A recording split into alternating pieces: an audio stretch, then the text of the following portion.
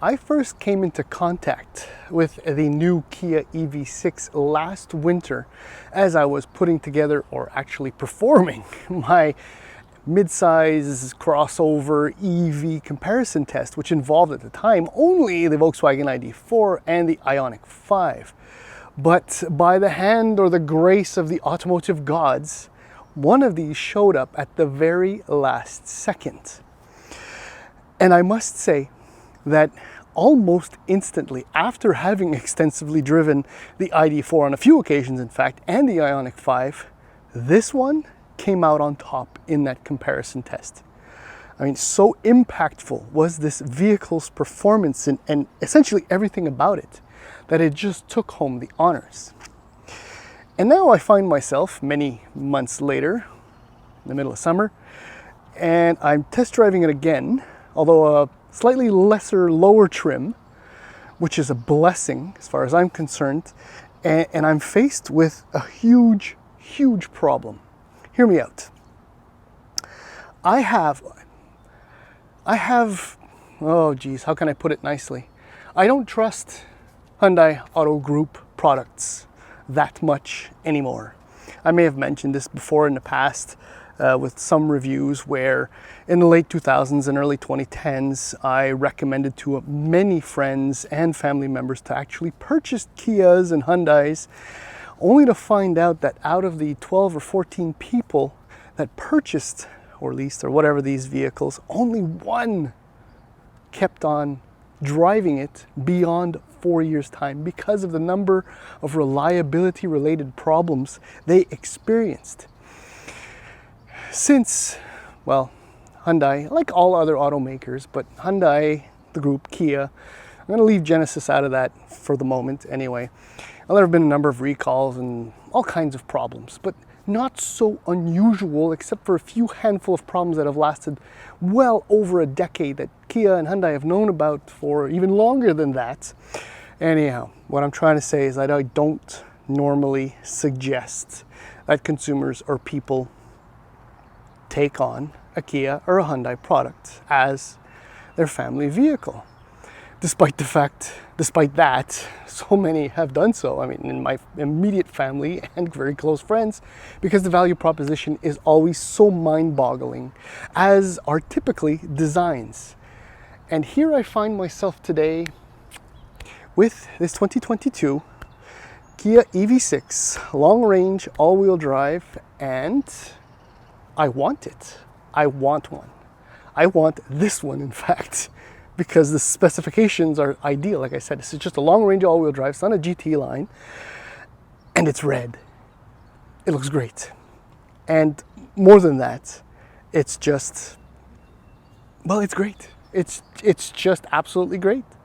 I mean, the last time I felt this way about a vehicle, I actually went out and bought one. You may, probably don't, in fact, recall that last summer I drove for the fourth time, give or take, an FK8 Honda Civic Type R, and within a couple of months, well, I picked one up.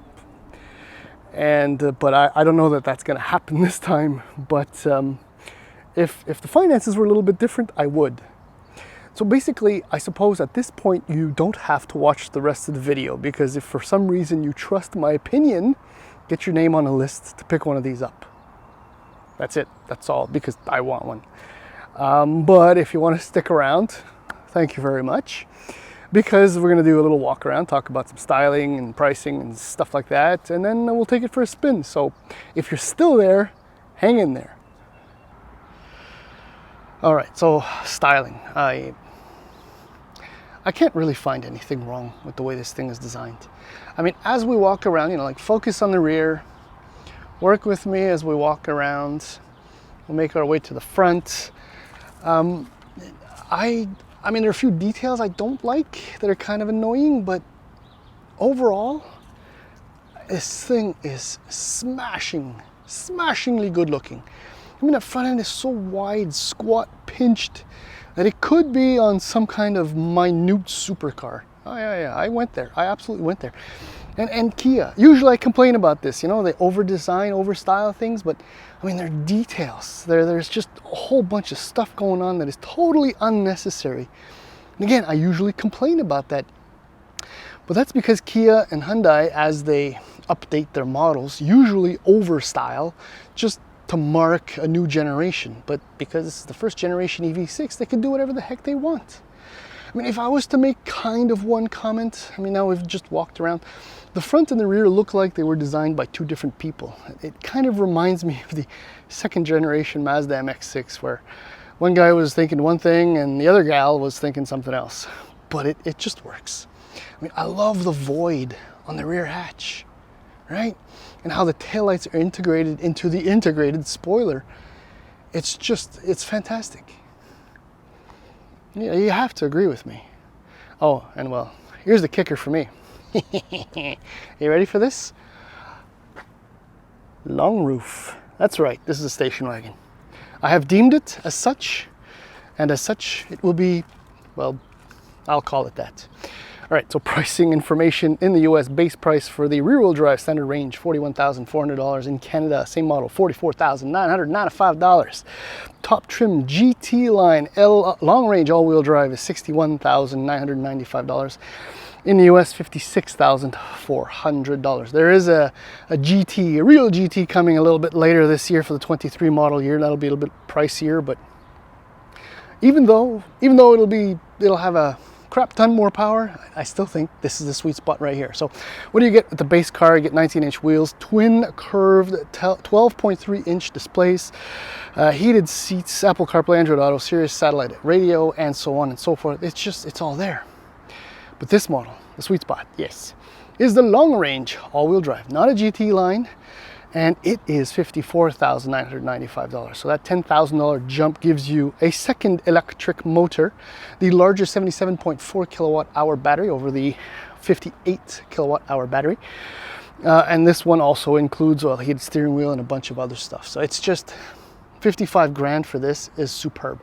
I'll tell you now, the only thing this car doesn't have that I would normally want is a power hatch, which is included in the GT Line 1, and I believe it's $3,000 more. It also includes different wheels and a little bit more exterior garnish, but it's completely unnecessary in my opinion. I guess, yeah, we'll do the tour. So I just mentioned, right, there's no power hatch, but even so. See? 15-inch, 50-year-old ATS alloy wheel for scale. So the trunk, the opening, look how low that is. That's fantastic. The liftover is so low. Depth is good, but because the liftover is so low, you can really reach, look at this. I can reach all the way to the back, which is awesome. Plenty of trunk space, and everything's gonna move, but there's a little bit of storage under there. I think you can see that. Great trunk, great trunk. I was going for that, but anyway. Okay, now, as far as annoying things go, okay, so I said long roof, but it's also a very low roof. And just before I go back inside, look how steeply raked the windshield is. That's nuts. It's part of the design and it works, it's beautiful, but it does cause some problems.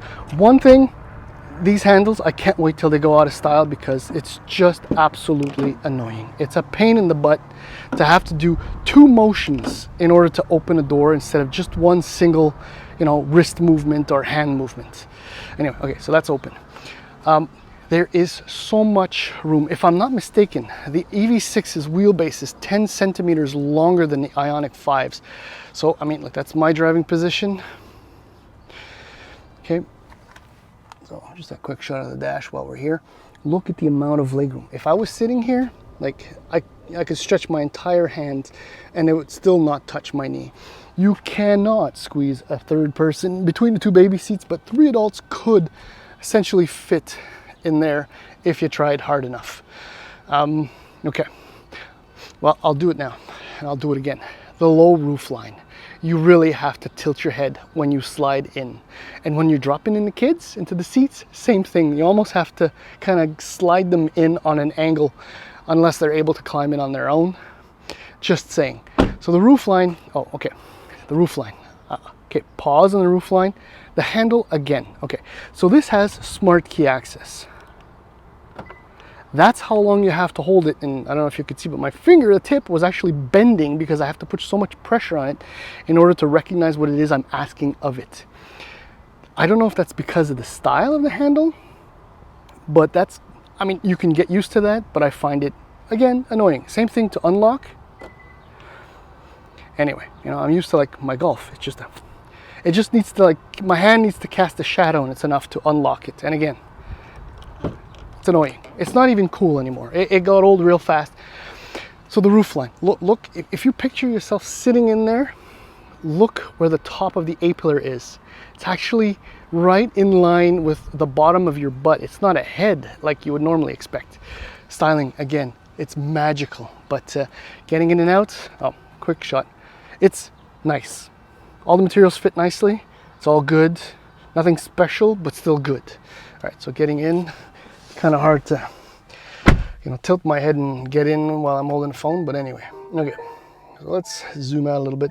Here's that 12.3 inch times 2 display. It's magical. I mean, it's in a $45,000 Kia EV, and it's wonderful. Steering wheel is a 2-spoke setup. It's just really cool. Here are your paddles for the regen braking. I'll tell you more about that in a few moments. 2 things that are annoying. One that is not annoying is the amount of storage in here. It is fantastic. There's so much going on, even all the way back here. Wireless phone charging, it's just superb. Okay, so first thing while I'm up here, visibility is a little bit of a problem because of the base or the rake of the pillar. The base is actually very, very wide. Look at the size of that blind spot when you're making that left turn. That can be a problem until you really get accustomed to the EV6's size. The other major problem is, I'm gonna turn down the fan, is this. The display, it's really cool. Admittedly, the layout is it's not funky, it's modern. It's very, very nice. But if you want to go from the HVAC controls, skip going, you know, blah, blah, playing with this and with your menus, and you just want to hit that button in order to change your menus, you know, for the screen or for the audio controls. If you don't, you really, see now I'm staring right at it, but if I'm driving, it's very difficult to actually aim for that button and, you know, not mess up. I mean, I can't tell you how many times I've done stuff like this as I'm driving to change something. And don't tell me, you know, temperature, radio, you don't change it when you're driving. We all do, okay? Period, end of story. That's it, that's all. You get used to it maybe, but in the winter with gloves on, not gonna be that cool. But it's funky though that there are some rotary knobs. I love that. Speaking of rotary knobs, here's the one. It works fine. Everything's good, nothing to complain. It's only a 1 motion center, see, because it pops back to neutral. That's great. I've said so many things and I feel like I haven't said anything yet. Oh yeah, the textures and the materials on the inside. It's actual texture, it's superb. Oh, and I love that you have these hard buttons always configured and ready. Well, they're not configurable, but you know, it's cold outside, you just do that. Once the screen loads up, then whatever. Anyhow, it's warm now, so AC time and drive time. Okay, so I took a wrong turn, so I'm at a light. Which is reminding me that I say so many things, but like I said, I feel like I said nothing. I forgot to mention the drive mode button right here on the steering wheel. You probably saw it when I did the shot of the steering wheel. I mean, you got Eco, Normal, and Sport. I've been driving almost exclusively in Normal because I want access to the extra power and there's no fuel involved. I mean, I have used Sport, which amazingly kind of gives you a boost function, or feels like, I should say, of about 50 horsepower. This thing just takes off like a rocket. It's fantastic. Seriously, anyway, I enjoy it. I haven't used Eco because, well, there's no fuel involved. So like I said, I want to enjoy the drive. Okay, so if you want the basic car, right? So it's a standard range, 58 kilowatt hour unit. Yeah, that's it, 58 kilowatt hour battery. And with the single rear engine, you get 167 horsepower, 258 pound-feet of torque. Like I said, U-turn. Which is a fair amount of power, as we all know, EVs and their electric motors have instant torque, so it'll get out of its way pretty quickly, but it's still a 4,200 pound car, give or take. But if you want, you know, to experience real EV power, you got to go with all-wheel drive, dual motors, which automatically includes the long-range battery. Makes sense. So what happens is that total system power rises to 320 horsepower and 446 pound-feet of torque. I mean, the car does go up in weight, about 4,500 pounds, but that extra power and torque just absolutely makes up for whatever that is. And let's be honest, we live in Canada, or if you live in the northern US, all-wheel drive is just a bonus. It's just an advantage. It's just the way to go as far as I'm concerned. Once you go all-wheel drive, you seldomly go back unless you're just buying yourself a summer toy. Range. Okay, so if you want the maximum range in a Kia EV6, you got to get the long range rear-wheel drive, which will give you 499 kilometers of EPA estimated range. This is quite the driving portion. I'm stuck at lights all the time. But if you go all-wheel drive with the long range, you're looking at 441 kilometers of range, which, look, let's just be honest, right? That is more than enough for 99.9% of all of our trips. Those of us who are brave enough to drive around without charging it at every possible opportunity, that's tons of range. But if you do want to recharge it, I've charged it twice at home, never to the top, just, you know, in between going in and out and stuff like that. I can't believe how much traffic there is today. I mean, if on a 110 to get to 100, it'll take like 51 hours or something like that. If you're on a 240 volt level 2 at home, you're looking at overnight. I think it's close to 8 hours or 7 hours and change or something like that. In other words, you plug it in when you get home, and the next morning when you leave, you're full, you're topped up. If you're on the road, and this is where it gets really interesting, if you're on a 50 kilowatt charger, it takes about 63 minutes to go from 5 or 10 to 80% of charge, which is around the norm. But because this thing has an 800 volt layout with this EGMP, Hyundai's dedicated electric platform on a 350 kilowatt charging station, which I think there are only like 4 at the moment in Quebec, if I'm not mistaken. 18 minutes, less than 18 minutes, I believe, is the official statement from Kia to go from 5 or 10 to 80%. So that's, you know, enough to get a coffee, you know, answer nature's call, and you're back on the road, headed to where you need to head if you can find a 350 kilowatt charging station. The only downside, I think, of the drive is the ride. You may have, well, probably not because I've been at a bunch of stoplights, but I wish there was a little bit more give in this car's damping. It's a little bit sharp, generally speaking, and that's with the 19s with the larger sidewalls. Like the 19s on this are 235/55, so they're meaty sidewalls. But it's not quite enough to make this truly comfortable. Maybe there are certain tires that probably would fix that. Yeah, but that would be the only downside, because everything else, so you got the drive modes, oh yeah, and the paddles, the regen braking, there are, wait, so 1, 2, 3, 5 brake regen modes. In the city, if you hear that's that one pedal is either on or off. So if you were on one pedal driving, now it's off. Now, in fact, it's off. I'm on level 3 intensity of a brake regen. It's just fantastic, and it's kind of a fun game to play with yourself when you're driving, where you're upshifting, and you can feel the regen braking backing off, and the car kind of becoming or wanting to accelerate a little bit more. Speaking of accelerating, I mean, this thing, yes, okay, I got the system upset, and I probably upset the Cayenne a little bit. It boogies, it just really moves. I like the steering, there's nothing wrong. I mean, they are, I've been told, connected to the front wheels, but I mean, if I peel away all those layers of me being or wanting to be or pretending to be, or, you know, a driver, this is fine. I mean, there's enough weight behind it to feel like something's going on, and the brakes feel great. Ioniq 5. Look, to summarize, too little, too late, or too long, too late.